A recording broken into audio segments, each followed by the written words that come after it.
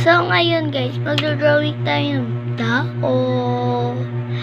So, abangan nyo na lang ha. Wait lang. Idodrawing ko muna. Wait lang. Bye-bye muna. Ito lapis yung gagamitin natin. Tapos, andito yung mga color. Sulatin ko na po. Mag-subscribe and like.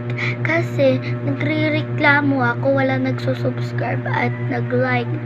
Malapit na po ako matapos. Parang naninibago ako. Kukulayan ko na po. So na, ipapakita ko na.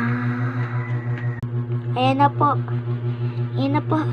Ako si Sarah. Ha, ano?